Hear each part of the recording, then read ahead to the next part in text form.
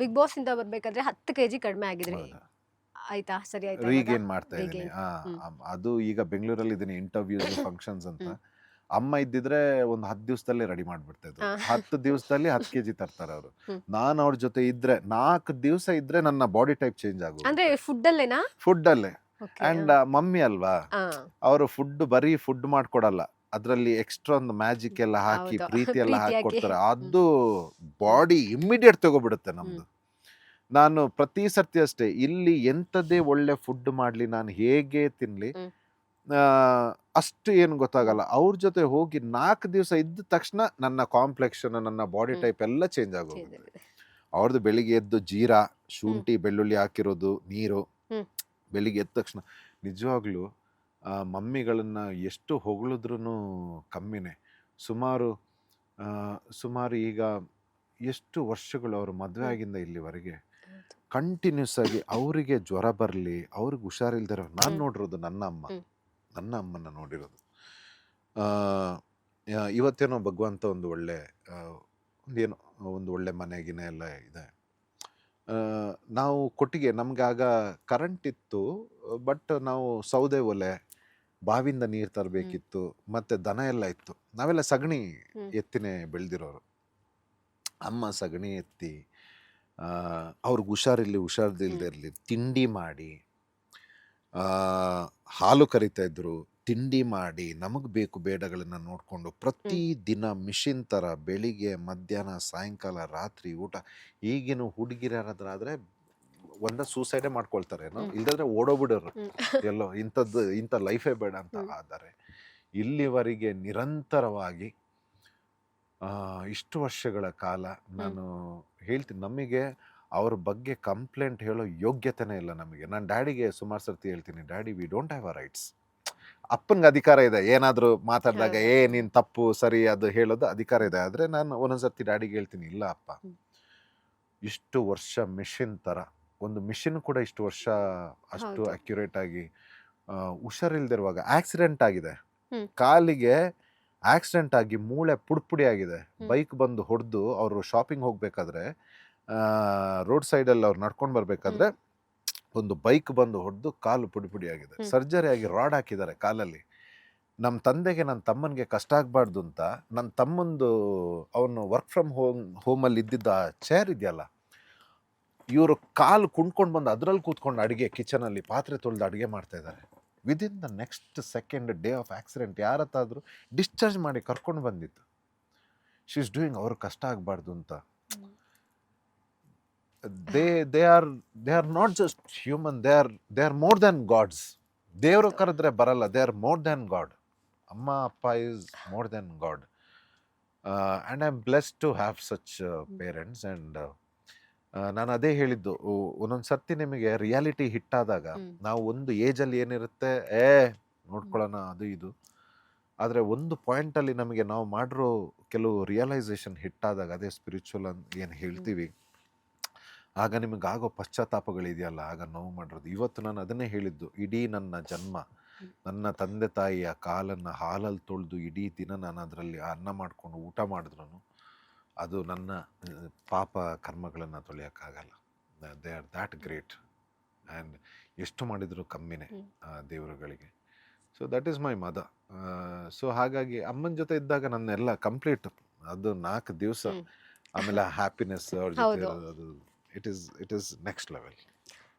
Fitness ಮಾಡಬೇಕು, body ಮಾಡಬೇಕು ಅಂತ, ಡಯಟ್ ಮಾಡಬೇಕು ಅಂತ ಏನು ಹುಡುಗರು ಇರ್ತಾರೆ, ಅವ್ರಿಗೆ ಏನಾದರೂ ಸಜೆಷನ್? ಫುಡ್ ಗೊತ್ತಿರುತ್ತೆ. ಇವತ್ತು ಯಾರು ಸೋಷಿಯಲ್ ಮೀಡಿಯಾ, ಫೋನಲ್ಲಿ ಎಲ್ಲ ಇನ್ಫಾರ್ಮೇಶನ್ ಗೊತ್ತಿರುತ್ತೆ. ಆದಷ್ಟು ಫುಡ್ ಮತ್ತೆ ಆರ್ಟಿಫಿಷಿಯಲ್ ಏನು ಕೆಮಿಕಲ್ಸ್ ಏನಿದೆ ಅದನ್ನೆಲ್ಲ ನೀವು ಅದು ಮಾಡಬೇಡಿ ಅಂತಾನೆ ಹೇಳೋದು ನಾನು. ಆದಷ್ಟು ದೂರ ಇರಿ, ಯಾವುದೇ ಕೆಮಿಕಲಿಂದ ದೂರ ಇರಿ. ಕೆಮಿಕಲ್ ಫ್ಯಾಕ್ಟ್ರಿಯಿಂದ ಬರೋವಂಥದ್ದು ಯಾವುದೇ ಮೆಡಿಸಿನ್ಸ್ ಆಗಿರಲಿ, ತಲೆನೋವು ಬಂದ ತಕ್ಷಣ ಒಂದು ಟ್ಯಾಬ್ಲೆಟ್ ಹಾಕೊಳ್ಳೋದು, ಇದಕ್ಕಂತ ಒಂದು ಟ್ಯಾಬ್ಲೆಟ್. ಸೆಲ್ಫ್ ಡಾಕ್ಟರ್ ಆಗಬೇಡಿ. ಆಮೇಲೆ ನೋಡ್ಕೊಳ್ಳಿ, ಇವತ್ತು ಯಂಗ್ಸ್ಟರ್ಸ್ ಹಾರ್ಟ್ ಅಟ್ಯಾಕಿಂದೆಲ್ಲ ಸಾಯ್ತಾ ಇದ್ದಾರೆ because of not good habits. And ಮತ್ತು ಪ್ರಪಂಚ ಕೂಡ ಇವತ್ತು ಮೋಸ. ಇವತ್ತು ಏನಾಗಿದೆ ಅಂತಂದರೆ, ಒಂದು ತರಕಾರಿ ತರಬೇಕಾದ್ರೂ ಎಲ್ಲಿಂದ ತರ್ತಾ ಇದ್ದೀವಿ, ಸ್ವಲ್ಪ ಬ್ಯಾಕ್ಗ್ರೌಂಡ್ ಚೆಕ್ ಮಾಡ್ಕೊಳ್ಳಿ. ಅವನು ಯಾರು, ಸುಮ್ಮನೆ ಹೋಗಿ ತರಬೇಡಿ. ಆಮೇಲೆ ಯಾರು ತರ್ತಾ ಇದ್ದಾರೆ ಅವ್ರಿಗೆ ಸ್ವಲ್ಪ ವಾರ್ನಿಂಗ್ ಮಾಡಿ, ಕರೆಕ್ಟ್ ಆಗಿರೋ ಜಾಗ, ಬಿಸ್ನೆಸ್ ಅಂತ ಹೇಳ್ಬಿಟ್ಟು ಮನೇಲಿ ಮಕ್ಕಳೆಲ್ಲ ಇರ್ತಾರೆ, ಊಟ ಮಾಡಿ ತಿನ್ನಿಸ್ತೀವಿ, ತಡ್ಕೊಳಕ್ ಶಕ್ತಿ ಇಲ್ಲ. ಇವತ್ತು ಎಷ್ಟು ಮಗುಗೆ ನಾವೆಲ್ಲ ಚಿಕ್ಕ ಮಕ್ಳಿದ್ದಾಗ ನಮ್ಮ ಸ್ಟ್ರೆಂತ್ಗೂ ಈಗಿರೋ ಮಕ್ಳು ಸ್ಟ್ರೆಂತ್ಗೂ ನೋಡಿದ್ದೀರಾ ನೀವು? ಹೌದು. ಏನಿಲ್ಲ, KFC ಏನಿಲ್ಲ. ಚಿಕನ್ ತಿಂದಾರೆ, ದೇ ಆರ್ ಜಸ್ಟ್ ಬ್ಲೋಟೆಡ್. ನಿಮ್ಮ ಬೋನ್ ಸ್ಟ್ರೆಂತ್ ಇಲ್ಲ, ನಿಮ್ಮ ಬಾಡಿ ಸ್ಟ್ರೆಂತ್ ಇಲ್ಲ, ದೇ ಆರ್ ಸೋ ಡೆಲಿಕೇಟ್. ಮುಂಚೆ ಎಲ್ಲಿ ಕನ್ನಡಕ ನೋಡ್ತಿದ್ರಿ, ಈಗ ಎಲ್ಲ ಮಕ್ಕಳು ಇದರಲ್ಲಿ ಕಣ್ಣಲ್ಲಿ ಕನ್ನಡಕ ಇದೆ. So we are not growing healthy, mentally ಆಗಲಿ ಅಥವಾ ಫಿಸಿಕಲಿ ಆಗಲಿ, ಹೆಲ್ತ್ ವೈಸ್ ಆಗಲಿ. ಬರ್ತಾ ಬರ್ತಾ ಬರ್ತಾ ನಾವು ಸಮಾಜದಲ್ಲಿ ನಿಜವಾಗ್ಲೂ we are not growing healthy. ನಾವು ಆರೋಗ್ಯಕರವಾಗಿ ನಮ್ಮ ನಮ್ಮ ಮಾನಸಿಕವಾಗಿ ಆಗಲಿ ಅಥವಾ ಆರೋಗ್ಯದಲ್ಲಾಗಲಿ ನಾವು ಆರೋಗ್ಯಕರವಾಗಿ ಬೆಳೀತಾ ಇಲ್ಲ. ಇದ್ರ ಬಗ್ಗೆ ಆ್ಯಂಡ್ ಲೀಡರ್ಸ್ಗಳು ಅವರು ದುಡ್ಡು ಮಾಡೋದಕ್ಕೆ, ಅವರ ಇದು ರಾಜಕೀಯ ಇದಕ್ಕೆ, ನನ್ನ ಪಕ್ಷ ಗೆಲ್ಲಬೇಕು, ನನಗೆ ಸೀಟ್ ಸಿಗಬೇಕು, ಇದರಲ್ಲೇ ಒದ್ದಾಡ್ಕೊಂಡು ಸಾಯ್ತಾ ಇದ್ದಾರೆ ಅಂತಂದರೆ, ಒಬ್ಬ ಎಜುಕೇಟೆಡ್ ಇಲ್ಲ ಹಿಂಗೆ ಆಗ್ತಾಯಿದೆ ಸೊಸೈಟಿಯಲ್ಲಿ, ವಿ ಶುಡ್ ರಿಫಾರ್ಮ್, ನಿಮ್ಮ ಸಮಸ್ಯೆಗಳೇನು, ನಾವು ಇದನ್ನ ಮಾಡಬೇಕು. ಒಬ್ಬ ಲೀಡರ್ ನೋಡ್ತಾ ಇಲ್ಲ, ಇವನು ಅವನ ಮೇಲೆ ಕಂಪ್ಲೇಂಟು, ಅವ್ನು ಇವನ ಮೇಲೆ ಕಂಪ್ಲೇಂಟು, ಅವ್ನು ಸರಿ ಇಲ್ಲ ಅಂತ, ಇವನು ಸರಿ ಇಲ್ಲ ಅಂತ. ಇದರಲ್ಲೇ ಆ್ಯಂಡ್ ನಮ್ಮ ಜನಗಳು ಎಷ್ಟಿದ್ದಾರೆ, ಇವ್ರುಗಳಿಂದನೇ ಬಂದಿರೋ ಲೀಡರ್ಸ್ಗಳು ಇವರು. ಸೊ ಇನ್ನೇನು ಎಕ್ಸ್ಪೆಕ್ಟ್ ಮಾಡ್ತೀರಾ? ನಿನಗೆ ಬೇಕಾೇನಾದರೂ ಮಾಡ್ಕೋಬೇಕಾ? ನನ್ನ ಇದನ್ನೆಲ್ಲ ದಾಟ್ಕೊಂಡು ಬಂದು ನಾನು ಮಾಡ್ಕೋಬೇಕು, ನನ್ನ ಮನೆನ ನೋಡ್ಕೋಬೇಕು, ನೀವು ಹೇಳಿದಾಗೇನೆ ನನ್ನ ಡಯಟ್ನ ನಾನು ನೋಡ್ಕೋಬೇಕು, ಸುಮ್ಮನೆ ಇರಬೇಕು. ಇಲ್ಲ ಅಂತಂದರೆ you have to, everybody is victim. ನನಗೆ ಬೇಜಾರಾಗೋದು ಏನು ಗೊತ್ತಾ, ಈಗ ಆಟೋ ಡ್ರೈವರ್ಸ್ಗಳಿದ್ದಾರೆ ಎಲ್ಲ, ಎಷ್ಟು ಅಂದರೆ ಕೆಲವ್ರನ್ನ ನೋಡಿದ್ರೆ ಎಷ್ಟು ಬೇಜಾರಾಗುತ್ತೆ ಅಂತಂದರೆ, ಕಷ್ಟಪಟ್ಟು ಜೀವನದಲ್ಲಿ ಬೇರೆ ಆಪ್ಷನ್ ಇಲ್ಲ, ಮಾಡಬೇಕು, ರೆಸ್ಪಾನ್ಸಿಬಿಲಿಟೀಸ್ ಇದೆ ಅವ್ರಿಗೆ, ಇದು ಅನುಕೂಲ ರೋಡಲ್ಲಾಗಲಿ ಅಥವಾ ಅವ್ರ ಒಂದು ಲೈಫಿಗಾಗಲಿ ಏನಾದರೂ ಒಂದು ಅನುಕೂಲ ಆಗುವಂಥದ್ದು ಇಲ್ಲ. ಶಾಪನೆ, ಪೆಟ್ರೋಲ್ ರೇಟ್, ಗ್ಯಾಸ್ ಆ್ಯಕ್ಚುಲಿ ಆಗಿರಲ್ಲ, ಆದರೆ ಎಲ್ಲೋ ಆಗಿರೋದನ್ನ ಇಟ್ಕೊಂಡು ಇಲ್ಲಿ ಏನೇನೋ ಮಾಡಿ ಒಂದು ಲೋ ಮಿಡಲ್ ಕ್ಲಾಸ್ ಆಗಲಿ, ಈಗ ಲೋ ಮಿಡಲ್ ಕ್ಲಾಸ್ ಅವ್ರಿಗೆ ಬದುಕಕ್ಕೆ ಸಾಧ್ಯ ಇಲ್ಲ. ಲೇಬರ್ ಕ್ಲಾಸ್ ಇಲ್ಲದ್ರೆ ಹೈ ಪ್ರೊಫೈಲ್ ಅವ್ರಿಗೆ ಮಾತ್ರ. Labours is a problem. ಕೇಳ್ದಷ್ಟು ದುಡ್ಡು ಕೊಟ್ಟು ಮಾಡಿಸ್ತಾರೆ ಅಂತ ಗೊತ್ತು. ಇವತ್ತು ಲೇಬರ್ ಪ್ರಾಬ್ಲಮ್ ಇದೆ, ಇಶ್ಯೂಸ್ ಇದೆ, ನಮಗೆ ಲೇಬರ್ ಸಿಗ್ತಾ ಇಲ್ಲ ಕೆಲಸಗಾರರಿಗೆ ಕೇಳ್ದಷ್ಟು. ಮತ್ತೆ ಅವರ ಒಂದು ಒಡೆಸಿಟಿ, ಅವರ ದುರಹಂಕಾರಗಳು ಮಾಡಲ್ಲ, ಯಾಕಂದರೆ ಗೊತ್ತು ಲೇಬರ್ ಪ್ರಾಬ್ಲಮ್ ಇದೆ, ಇವನಲ್ದಿದ್ರೆ ಇನ್ನೊಬ್ಬ ಕೊಡ್ತಾನೆ ಕೆಲಸ ಅಂತ.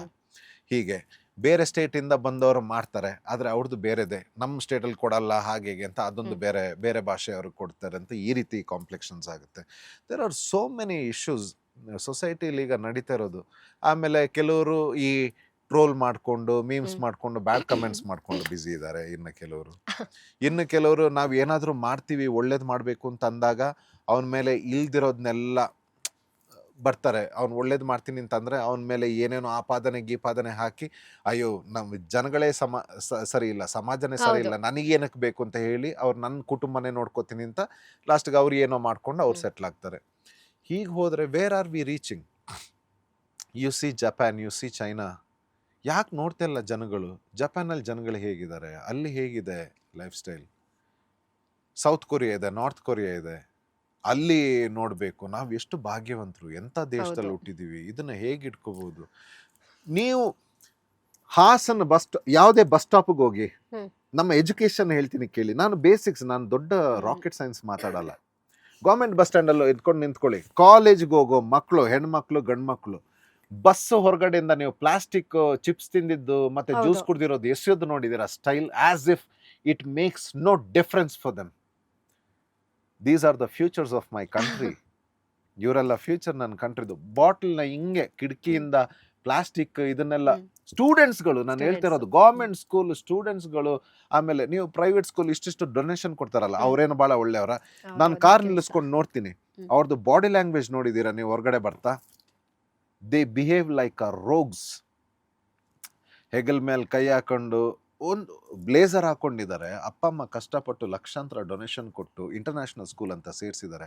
ಆ ಮಕ್ಕಳು ಹೊರಗಡೆ ಬಂದ ತಕ್ಷಣ ಅವ್ರು ಮಾತಾಡೋ ರೀತಿ, ಅವ್ರದ್ದು body language, are they preparing for something very good for the society ಅಥವಾ ಒಂದು ಕಾರ್ಪೊರೇಟಿಗೆ ಒಂದು ವೆರಿ ಕಲ್ಚರ್ಡ್ ಸಿಟಿಸನ್ಸ್ ಆಗಿ ಬರ್ತಾ ಇದ್ದಾರೆ ಅನ್ನೋ? ಬಿಸ್ನೆಸ್ ಮಾಡ್ತಂಥ type of movies what is coming, ಏನು ಹೇಳ್ಕೊಡ್ತಾ ಇದೆ? ಆಮೇಲೆ ಯು ಶುಡ್ ಸಿ. ಆಮೇಲೆ ತುಂಬ ನಿಮಗೆ ಏನು ಗೊತ್ತಾ, ಒಂದು ಇಷ್ಟು ಚಿಕ್ಕದಾದರೆ ಸರಿ ಮಾಡ್ಬೋದು. ಇವತ್ತು ಕಲಿಯುಗ ಅಂತ ಹೇಳ್ತೀವಿ ಗೊತ್ತಾ, ವಿನಾಶ ಆಗಲೇಬೇಕು, ಆ ಪರಿಸ್ಥಿತಿಗೆ ತಂದಿಟ್ಟಿದ್ದಾರೆ. ಡಿಸ್ಟ್ರಾಯ್ ಆಗಲೇಬೇಕು. ಹ್ಯೂಮನ್ ಈ ರೇಸ್ ಏನಿದೆ ಅದು ಡಿಸ್ಟ್ರಾಯ್ ಆಗಲೇಬೇಕು. ಅಲ್ಲಿ ಮಟ್ಟಿಗೆ ಸರಿ ಮಾಡೋಕ್ಕೆ ಸಾಧ್ಯನೇ ಇಲ್ಲ, ಆ ಮಟ್ಟಿಗೆ ತಂದು ನಿಲ್ಲಿಸಿದ್ದಾರೆ. ಇಟ್ಸ್ ನಿಜ. Impossible today. So this is all social concerns. ಒಂದೊಂದು ಸರ್ತಿ ಅಂತಾರೆ ನೀನು ಇಷ್ಟೆಲ್ಲ ಯಾಕೆ ಯೋಚನೆ ಮಾಡ್ತೀಯ ಅಂತ. ಆದರೆ ನಮಗೆ ಸಿಕ್ಕಿರುವಂಥ ಟೀಚರ್ಸ್, ನಾವು ಚಿಕ್ಕ ವಯಸ್ಸಲ್ಲಿ ನಮ್ಮ ಸ್ಕೂಲಲ್ಲಿ ನಮಗೆ ಕಲಿಸಿರುವಂಥ ಮಾರಲ್ ಸೈನ್ಸಸ್ ಏನಿದೆ, it has made us like this. And I come from a civil aviation services. Civil ಏವಿಯೇಷನಲ್ಲಿ ದೊಡ್ಡ ಜವಾಬ್ದಾರಿ, ಇಡೀ ವಿಮಾನನ ನೀವು ನೋಡ್ಕೋಬೇಕು, ನಿಮ್ಮಲ್ಲಿರೋವಂಥದ್ದು, ಮತ್ತು ನಮಗಾಗುವಂಥ ಟ್ರೈನಿಂಗ್ಗಳು, ಸೇಫ್ಟಿಗಳು, ಲೈಫ್ ವ್ಯಾಲ್ಯೂಸ್ಗಳು, ನಮಗೆ ನಮ್ಮ ಡಿಸಿಪ್ಲಿನ್ಸ್ಗಳಲ್ಲಿ ಏನು ಹೇಳ್ಕೊಡ್ತಾರೆ ಇದೆಲ್ಲ. It all makes but feels very bad sometimes. ಸೊಸೈಟಿನ ನೋಡಿದ್ರೆ ಭಾಳ ಬೇಜಾರಾಗುತ್ತೆ ಒಂದೊಂದ್ಸಲ. ಬಟ್ ಏನು ಗೊತ್ತಾ, ಒಂದು ಚಾನ್ಸ್. ಈಗ ನಾವು ಏನಕ್ಕೆ ನಾನು ಈ ಫೀಲ್ಡ್ನ ಆಯ್ಕೆ ಮಾಡ್ಕೊಂಡಿದ್ದೀನಿ ಅಂತಂದರೆ, cinema is a very powerful thing. ಹೌದು. ಸಿನಿಮಾ ಅನ್ನೋದು ನಿಮಗೆ ಒಂದು ಮಾಸ್ ಆಡಿಯನ್ಸ್ನ ಒಂದೇ ಸಲ ಎಜುಕೇಟ್ ಮಾಡ್ಬೋದು. ಸೊ ನನ್ನ ಒಂದು ಕೊನೆ ಪ್ರಯತ್ನ, ಕೆರೆ ನೀರನ್ನು ಕೆರೆಗೆ ಚೆಲ್ಲಿ, ನಾನು ಇಲ್ಲಿಂದ ಬಂದಿರೋನು, ನಾನು ಏನಾದರೂ ಕಲೆ ಮುಖಾಂತರ ಸಿನಿಮಾ ಮಾಡಿ, ಅದ್ರ ಮುಖಾಂತರ ನನ್ನ ಸಿನಿಮಾದಲ್ಲಿ ಒಳ್ಳೊಳ್ಳೆ ಮೆಸೇಜಸ್ಗಳನ್ನು ಕೊಟ್ಟು ಜನಗಳನ್ನ ರಿಫಾರ್ಮ್ ಮಾಡಿ, ಎಜುಕೇಟ್ ಮಾಡಿ, ಒಂದು ಇನಿಷಿಯೇಟಿವ್ ತಗೊಳ್ಬೇಕು ಅನ್ನೋ ಆಸೆ. ಏನಾದರೂ ಒಂದು ಪ್ರಯತ್ನ ಪಡೋದ್ರಲ್ಲಿ ಏನು ತಪ್ಪು, ಅದಾದರೆ ಸಕ್ಸಸ್ಸೇ, ಇಲ್ಲ ಅಂತ ಅಂದರೆ ಪರವಾಗಿಲ್ಲ, ಆದರೆ ಪ್ರಯತ್ನ ಪಡೋದು. But I have a confidence I can do it. So ಅದರದ್ದು ಪ್ರಯತ್ನದಲ್ಲಿದ್ದೀನಿ. ನನ್ನ ಸಿನಿಮಾಗಳು ಆಗಬೇಕು, ಅದರಲ್ಲಿ ಒಳ್ಳೆ ಮಾರಲ್ಸ್ ಹೇಳಬೇಕು. ಆ ಸಿನಿಮಾ ನಾನು ಏನಕ್ಕೆ ಮಾಡಿದ್ದೀನಿ, ಅದರ ಕಾರಣ ಏನು, ಜನಗಳಿಗೆ ಅದನ್ನು ಅರಿವು ಮಾಡಿಸ್ಬೇಕು. ಸಮಾಜ ಚೆನ್ನಾಗಾಗಬೇಕು, ಒಳ್ಳೇದಾಗಬೇಕು, ಅನ್ಯಾಯ ಆಗಬಾರ್ದು. ನಮ್ಮ ದೇಶ ಕೂಡ ಫಾರಿನ್ ಕಂಟ್ರಿ ಥರ, what a people, what a country. ಅದು ನಮ್ಮದ್ರಲ್ಲಿರೋಷ್ಟು ದೈವಸ್ಥಾನಗಳು, ಅಂಥ ವ್ಯಾಲ್ಯೂಸ್ ಇರೋ ಕಥೆಗಳು ಬೇರೆ ಯಾವ ದೇಶದಲ್ಲೂ ಇಲ್ಲ. ನಿಜ. ಅದು ಮತ್ತೆ ಆಗಬೇಕು, ರಾಮರಾಜ್ಯ ಆಗಬೇಕು ಅನ್ನೋದೆಲ್ಲ ಆಸೆಗಳಿದೆ. ಸೊ ಒಳ್ಳೆ ಉದ್ದೇಶ ಇಟ್ಕೊಂಡಿದ್ದೀರಾ. ನನ್ನ ಲೈಫಿನ ಪರ್ಪಸ್ಸೇ ಅದು. ಇಟ್ಸ್ ನಾಟ್ ಜಸ್ಟ್ ಅ ಉದ್ದೇಶ, ಅಥವಾ ಇದು ಯಾವುದೇ ಫೇಮಿಗೆ ಅಥವಾ ಸ್ಟಾರ್ಡಮಿಗಲ್ಲ ನಾನು ಹೇಳ್ತಿರೋದು. This is my purpose of my life. So ಮುಂದಿನ ದಾರಿ ಕಲಾ ಸೇವೆನೆ ಅಂತ ಅನ್ಕೊಂಡಿದ್ದೀನಿ.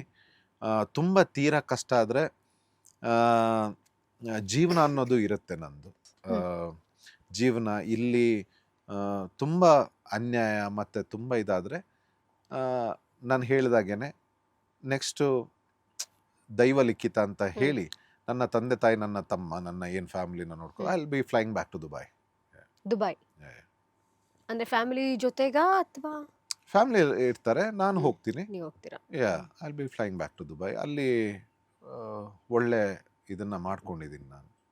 ಸೊ ಅಲ್ಲಿ ನನ್ನ ಕೆಲಸಕ್ಕಾಗಲಿ ನನಗೇನು ತೊಂದರೆ ಇಲ್ಲ ದುಬೈಯಲ್ಲಿ.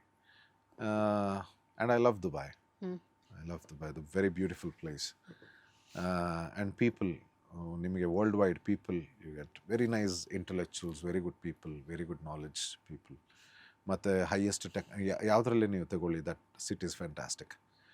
ಡಿಸಿಪ್ಲಿನ್ ಆಗಲಿ, ಸೆಕ್ಯೂರಿಟಿಲಾಗಲಿ, ಅಥವಾ everything, it's dot to dot beautiful country. So ಅಲ್ಲಿಗೆ ಹೋಗ್ತೀನಿ, ಬ್ಯಾಕ್ ಟು ದುಬೈ. ಲೇಟೆಸ್ಟ್ ಹಾಗೂ ಇಂಟ್ರೆಸ್ಟಿಂಗ್ ಸುದ್ದಿಗಳಿಗಾಗಿ ಬಾಸ್ ಟಿವಿ ಕನ್ನಡ ಚಾನೆಲ್ನ ಸಬ್ಸ್ಕ್ರೈಬ್ ಮಾಡಿ. ಹಾಗೆಯೇ ಬೆಲ್ ಐಕಾನ್ ಪ್ರೆಸ್ ಮಾಡಿ. ಇದರ ಜೊತೆಗೆ ಫೇಸ್ಬುಕ್, ಇನ್ಸ್ಟಾಗ್ರಾಮ್, ಎಕ್ಸ್ನಲ್ಲೂ ಮಿಸ್ ಮಾಡದೆ ಫಾಲೋ ಮಾಡಿ.